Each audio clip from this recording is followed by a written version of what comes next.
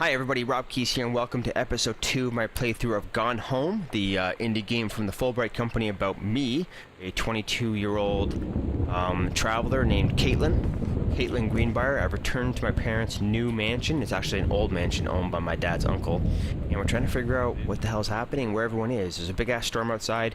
We explored the main lobby here. I bring up the map, you can see it. We went through the office and the library, and now we're in this hallway. We're going to enter this room with the TV. Hopefully the power's still on, because it would be dark as shit otherwise. Pretty picture. Okay, some VHS cassettes, 120 minutes. Ooh, grab cassette. Girl Scout. Role model. Wait. This is probably my sister Sam's set. This is a severe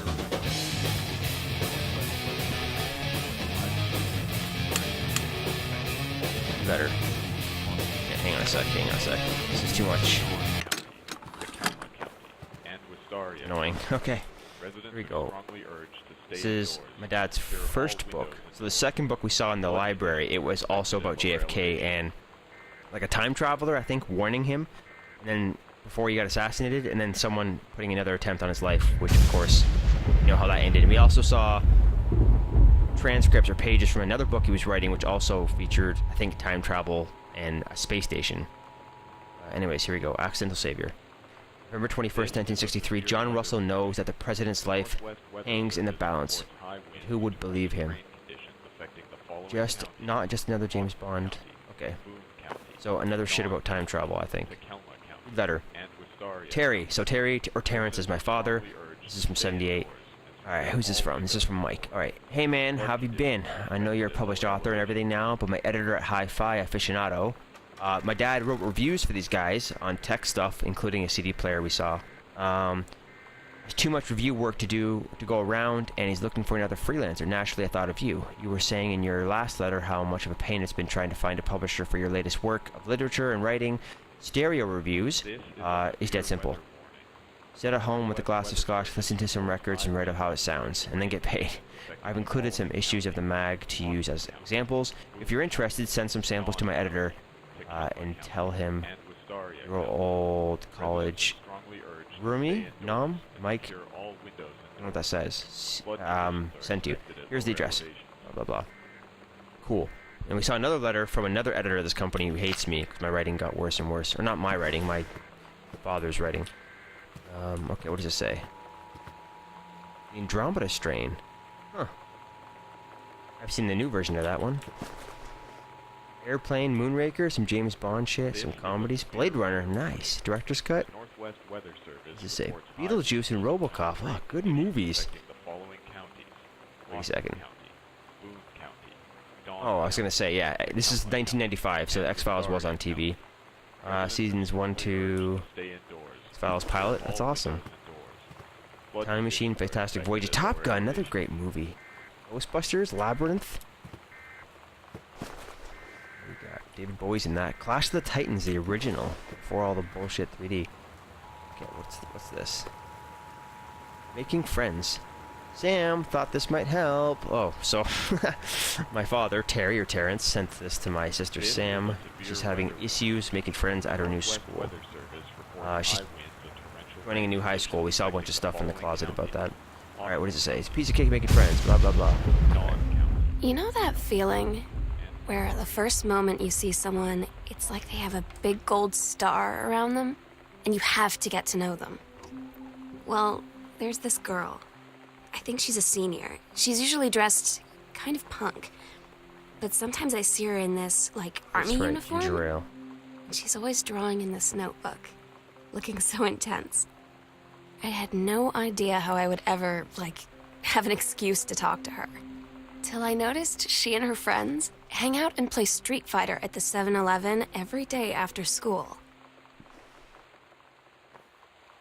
So if we ever need to start a fire, this match is right here. Let's not forget that. And if we ever find another cassette, we can bring the cassette here and put it in this cassette machine. Okay, anyways, what does this letter say? This is from David Werning, the editor of that Hi-Fi magazine we just joined. Enclosed, Please find a Pioneer CLD D703 unit with remote and cable. So we saw the shit on that in the other room. It's a Laserdisc CD player. We need a half-page review for the October issue, so that gives you about 2 weeks to get us the copy for edit. Standard stuff like you gave us on the CLD 502. It's a combination player to check its CD playback with a few discs as well as Laserdisc, and they want us to definitely hit the signal-to-noise ratio and toss-link stuff for high-end buyers. Looking forward to your take on it. Enjoy the unit. Free swag. Wonder if I get to keep it. Open pizza box, yes. More pizza? Oh, it's all done. They ate it all. Shit. Grab a mug, put it back. Hey. What's this? Bratmobile. I get it. Nothing else here? Highlighter. Books. What does that say? Steppenwolf? More papers and newspaper. Big mess. Generally a big mess everywhere. So, nothing going on here? Anything in the garbage worth reading? Negative? Let's make sure we didn't miss. That's a nice big sectional for the 90s.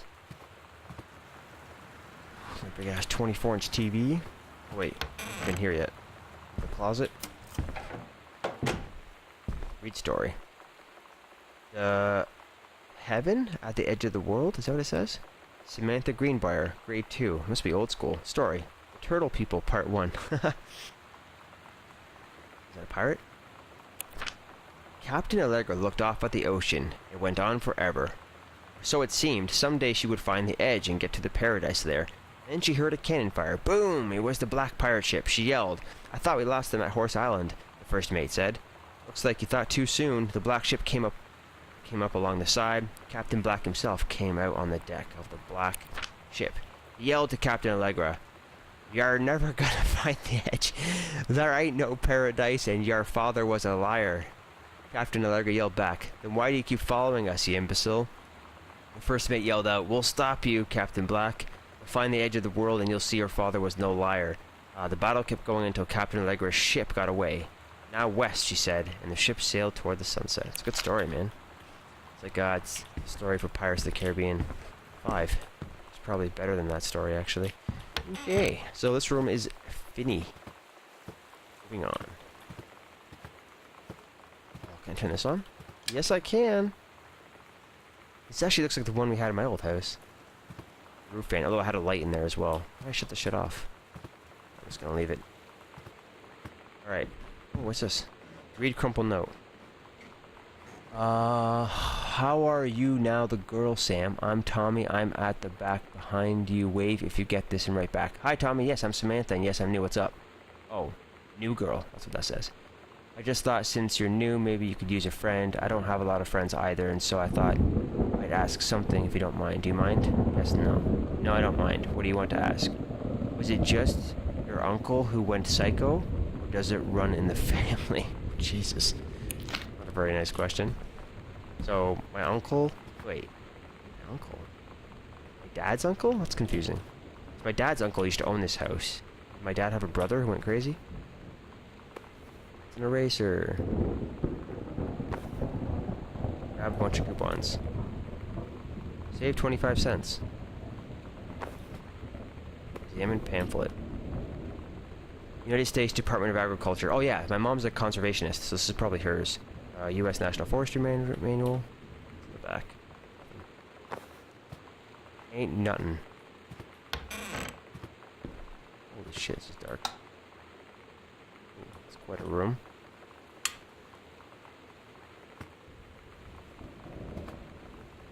What we got here? Any books worth reading? Negative? Nothing? Check this closet after. It's a weird painting. What's a bar? Records. No garbage. Another coaster. World history. I wonder if this is Sam's from high school. Assignment. Reproductive system. Wow. Sam's learning about sex. There were 2 stories. The events are all out of order. Get a sheet of lined paper, write reproductive system worksheet 6 at the top, then choose one of the 2 stories and rewrite it. Menstrual cycle, I am produced in the fun stuff. Menstrual cycle. Well, I'm not going to read through this whole thing, but I'm sure it's fun. Oh, wait. I will read this. Teacher had an issue, it seems. Okay. Samantha Greenbrier, period 4, health class. Teacher is Mrs. Myers. Novella. The early morning of September 1st, 1937, Essa Glatt stares out the window of the train as it travels from Vienna back to her home village of Wilen in Poland. If this is some fictional story she's making up, she definitely gets it from her father, my dad. As the train rumbles along and the sun rises over the countryside, she can only think of her dear Borislav, the boy she is engaged to wed. Meanwhile, deep within her gut, an ovum starts to develop. Essa's train approaches its destination. Her heart races. The lining of her uterus is getting thick and soft. As Essa steps off the train, her eyes dart quickly across the gathered crowd. Then there, her dear Boris. Still in his baker's smock, he must have dropped, so he's a baker. Dropped his early morning duties at his father's shop, so he works for his dad's bakery, to come meet her. Her heart skips a beat. The ovary releases the ovum, and it travels through the fallopian tube. Over the wheezing of the steam engines, a deep hum grows. It's coming from the sky. Dark shadows pass over the station. A whistling sound. Essa, her thoughts only a second faster than the bombs, reaches out toward her dear. So 1937, World War II era. Boris across the crowd. Their eyes look at the moment freezes. And the moment freezes. The flash and smoke envelops him almost instantly. Jesus. In the assault by German forces, almost 75% of the people in her hometown are killed. The rest, including Essa and for a time Borislav, huddle in a half-destroyed church. He is blind, his legs are missing, bandaged with torn bedsheets. Essa's egg will not be meeting a sperm. It dissolves. Ooh. About 2 weeks later, Boris loses his grip on life. Essa has given up her rations to keep Boris alive, but in the end, nothing can save him. Since the lining of the uterus is not needed for pregnancy, it comes out through the vagina. Essa vows to survive. She sets off to join the Polish resistance as a daring spy and saboteur. Another ovum starts to develop in one of her ovaries, and the process begins again. It is incredible how a female body knows how to prepare for pregnancy. So she wrote like a... Was that the assignment? Where did she then choose one of the stories and rewrite it?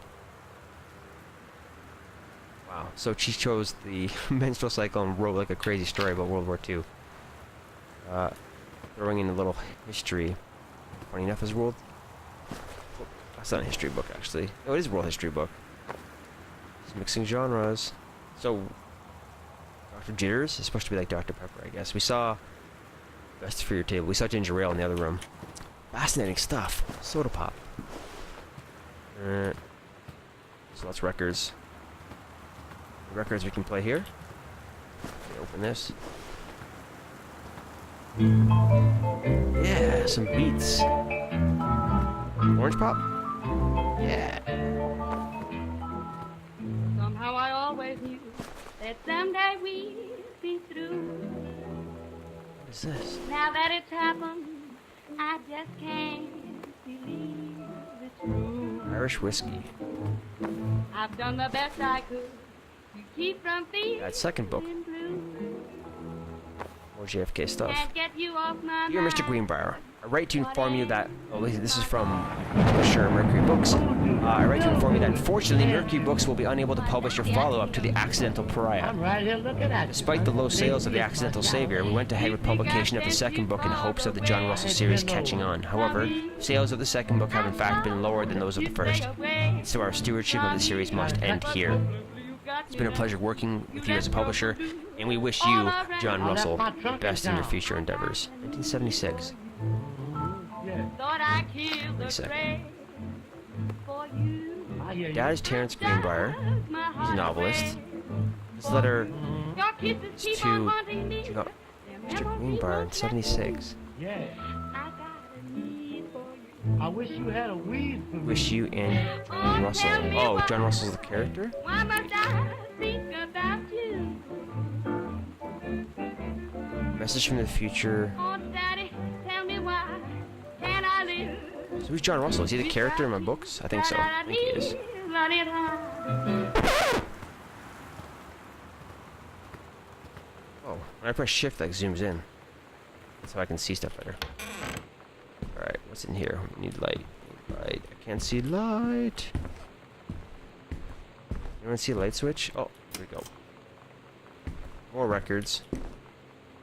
Well, I guess it makes sense why I'd have so many, because,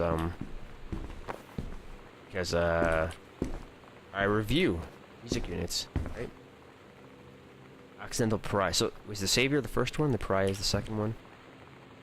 The Accidental Savior. So that's my first book. This is the second one, I think. My dad's book, I mean. No records to play. Nothing. What does it say?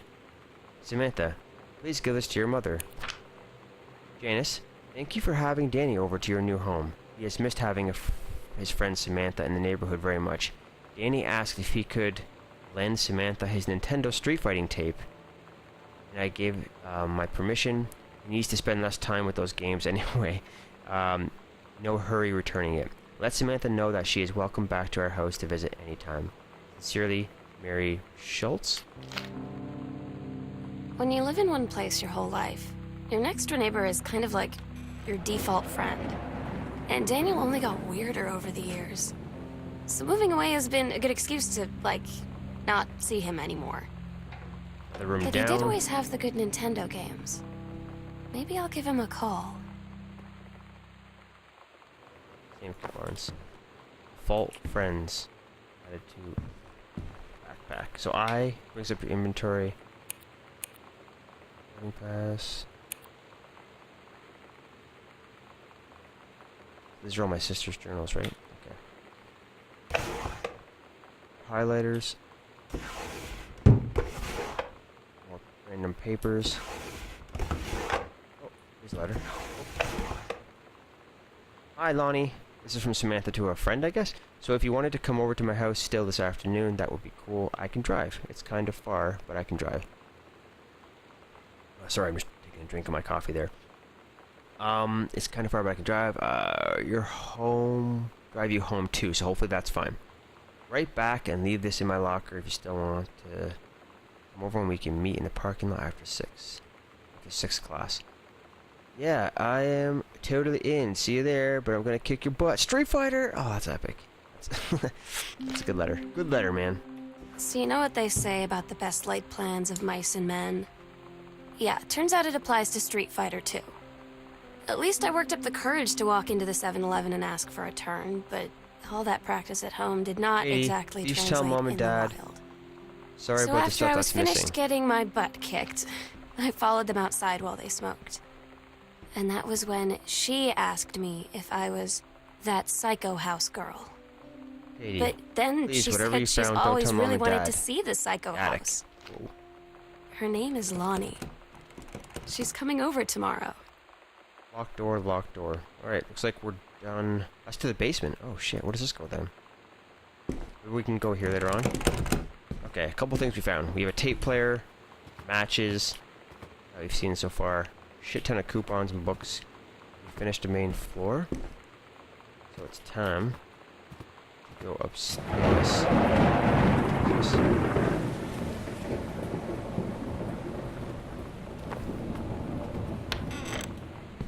Yeah, we're already in here. Cool. Up the stairs we go. There's some creepy shit in the attic, I guess. Maybe she killed her friend. Or they're playing Street Fighter up there. Big staircase.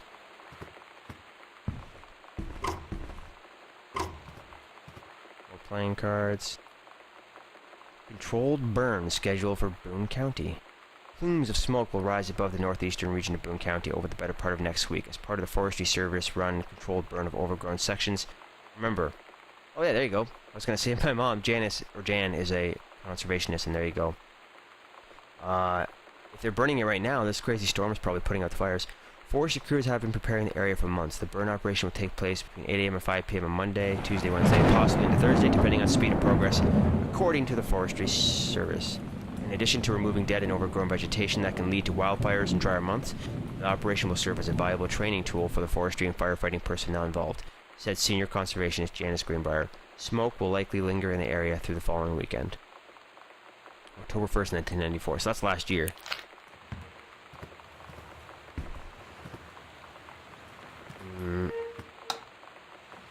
What the hell? Radioactive symbol? Home.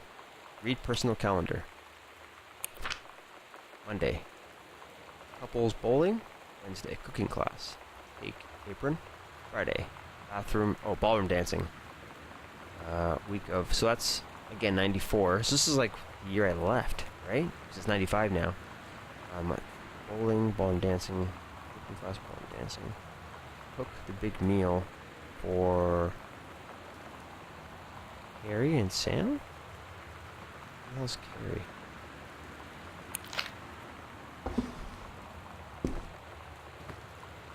Some pens and another form. Notice of temporary personnel transfer. Bruce Pendleton, head of personnel, State Forestry Service. To aid in the upcoming prescribed burn operation, again this is last year, a ranger with expertise in the procedure is being transferred to the station in Flintlock National Forest effective September 2nd, 1994. Please see attached personnel file. The overseeing officer of Flintlock Forestry Station, Senior Conservationist Janice Greenbrier, is charged with the supervision of the transferred personnel. The duration of the transfer will be based upon performance evaluation as well as the recommendation of the overseeing officer. Signed, Bruce. Excuse me there. More coffee. It's getting cold. Okay, so Janice, my mom, is supervising some person. Not very exciting. I'm not sure how that factors in. Pick up cassette. Ratmobile. Potty. What? Moveth? Or Sam. Nice. It's weird hanging out with girls. Daniel was around ever since I was little, and other girls? I don't know. But being around Lonnie is like instantly just right. I gave her Knew the I'd leave all the grand lights Psycho on. House tour and took my revenge on Super Nintendo. You called again. And it was wants like, his I don't Nintendo know. game back. I finally found someone I feel normal Sam, around. stop leaving every damn light in the house I on. drove You're her as bad home as and your she sister. gave me this tape Probably my and said, dad's "You have got message. to listen to this." I haven't stopped playing it since. Come on, this journal's got to end. It's annoying. Okay, now let's read the sternly worded letter. This is from Sam. To whom it may concern, I, Samantha Greenbrier, am 17 years old, and am therefore an independent, fully functional human being. The fact that you still forbid me from going into the city on my own is frankly absurd. Compare with Katie, who is only 3 years older than me, and yet you allowed her to go all the way across the ocean to another continent, all caps, on her own. I just want to spend an evening in a normal, totally safe city on my own, like a human being. And since you may also remember that I have my own car now, you can't really stop me, all caps. Warmest regards, your daughter Samantha. Aw, that's cute. She left a message for her parents here. Must be her room. Hey, much nicer cassette player. And a cassette. Bratmobile, cool schmool. Remember the Bratmobile tape downstairs? We're so cool, yeah, yeah. It's clothing. Yeah, we're so cool, cool. We're so cool, yeah, yeah. Fuck you too, cool schmuck. Adventurous the cat returns. I don't wanna sit around and talk Awesome. to We're Is that an S gonna cartridge? do it all day. I don't Chun wanna Li work Fireball. That's awesome. Street Fighter. Music was getting quickly annoying. Reclipping. Sam, I think the creative writing track would be perfect for you, especially after we read that health class novella she wrote about World War II. Pre-college program for young scholars. Oh my god. English creative writing. 3 students from each track will be offered a full scholarship in the first year at Reed. Cool. It's a big plate. Grab 3-ring binder.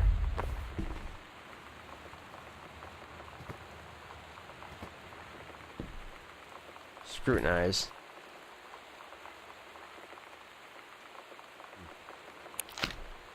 These are old secret 3D drawing things if you stare at. You'd get them in the newspaper and stuff back in the day. The 90s, that's funny. Very fitting. Super Spitfire. CMP Interactive. Journey of Crystal. Oh, man, I love SNES. I would totally buy like a cartridge console that came out with one. That's what Nintendo should do. Forget this Wii U shit. Come out with a new console. Super Nintendo 2. Call it that. Sell cartridges for 40 bucks. Bring back classic games. No one gives a shit. Oh yeah, we haven't read this yet. Yes, we did. That's the Chumney moves for Street Fighter. Is there another light over here? Because it's freaking... There we go. I Want to Believe. X-Files poster. That was Agent Fox Mulder's poster in his office. Great friggin' show. More highlighters and pens and a fork. What's this? Read brochure. Brother 150. Of course, it's a Phaedrus for 1965. This is the one me and my dad are building. Want to go for a ride when it's done? I wonder who wrote that. Roof? Kurt Cobain. Oh, yeah. Killed himself in 94. No, wait. He killed himself in 97. Right? Soundgarden, Pool, Rage Against the Machine. This is back when, no, he did kill himself in 94. That makes sense. That's why it says that. Super young, super talented. It's too bad. Ooh, exclusive. AIDS in Africa. Soul Asylum Live. Eddie Vedder. Weezer. Wow. Hard to believe some of these guys are back from... Ice Cube. Jesus Christ. 95? That's 18 years ago, man. Grab Steggy? Oh, Stegosaurus. That's awesome. Steggy. This guy's cool. Nothing hidden under the pillow pirate flag. This is the Pacific Institute of Art exhibition. 91. So many crumpled notes and garbages. Ooh. Disciplinary referral from high school. Yolanda DeSato. That's somebody else, right? Grade 12. Factual description of incident. Mr. Benchley observed Miss DeSato wearing a t-shirt with an unacceptable image on the front. A large beer can labeled Pabst Blue Ribbon. Miss DeSato was sent to the guidance counselor's office. Oh my god. Miss DeSato was given the option to turn her shirt inside out, change into a shirt from her gym locker, or be suspended for the rest of the day. Miss DeSato chose suspension. Her father was called, but there was no answer and no answering machine. Miss DeSato must return this form tomorrow, signed by her father. Student signature, Lonnie. Oh, so Lonnie's my friend. He came here after, I guess. Sock. Sock. Okay, I think we saw all this stuff. Have we? Nail polish. Nailed it. Ultraviolet color. Pencils and shit. Okay, so nothing really crazy. Another hall. Okay, wait, before we go back in the hall, let's check the closet here. Some stuff on the ground. What's this? Grab board game. Got your number. Are you going to dance with anyone? Who's got a crush on you? Sounds like an awesome game. What's this?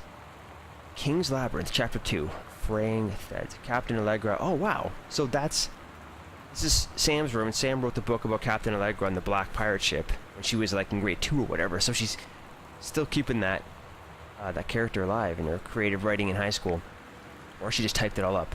So Captain Allegra, still in her flowing skirt. Oh, so now Captain Allegra is a lady. A sturdy jerkin. Descended the single shining thread into the lower cavern of the labyrinth.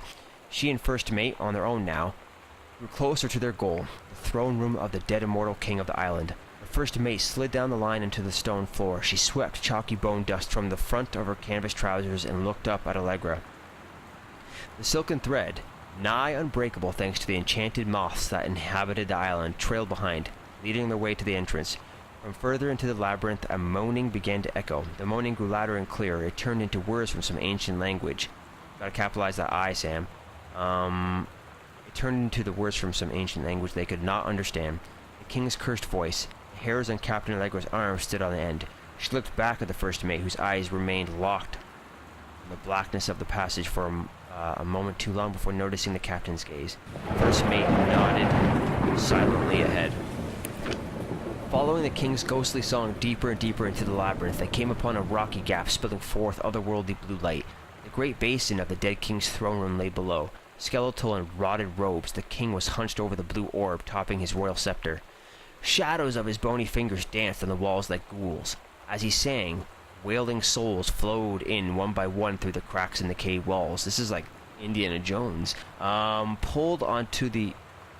Oh yeah, into the cave walls, pulled into the orb, causing it to glow brighter and brighter. Behind the king, a long staircase hewn from rock led down into the chamber from a passage at the top. Captain Allegra said, "We have the advantage in numbers, but I will draw his attention." "And then you?" But the first mate interrupted. "No, I am smaller and quicker, and you know of dealing with magic energies like these. I will circle to the other side, get the king's attention, and lead him on a merry chase." She held up the silk line.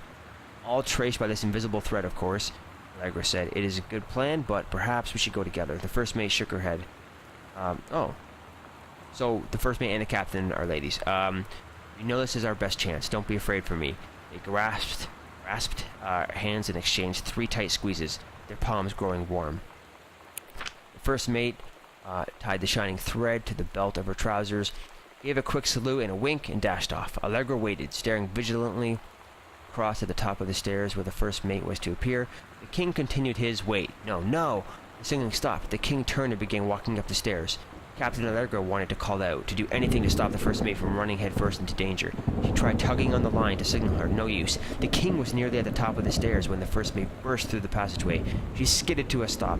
Even from across the yawning basin, Allegra could see the first mate's eyes growing wide. She turned and ran. Summoning his undead power, the king left with ground, levitating, gliding behind her with distressing speed. From some dank passage much too far away, Captain Allegra heard the first mate scream. She was already running toward the sound, so the king got her, it seems. The line in Allegra's hand went taut and shuddered. It fell slack to the stone floor. As Allegra ran, she was gathering line, twisting it around her arm. She came to its end. The unbreakable thread dangled limply, so it's not unbreakable. Its end shredded and frayed in her hand. She tossed it to the ground and ran. So, sounds like the crazy ghoul king destroyed the first mate. That was a fun story. But what happens next? Man, Sam had this in like 4th grade. Nice. It's like a penguin. Wait, what is that? That book. Holy Bible. Another Bible. Religious family. Grab plaque. Samantha. S is for special. A is for adorable. M is for Mary. That's fun. Done there. Okay, you know what? We are over 30 minutes into this episode 2. So, continue down the hallway and pick it up for episode 3. Don't forget to like and subscribe and share your comments and thoughts below. Cheers and see you next time.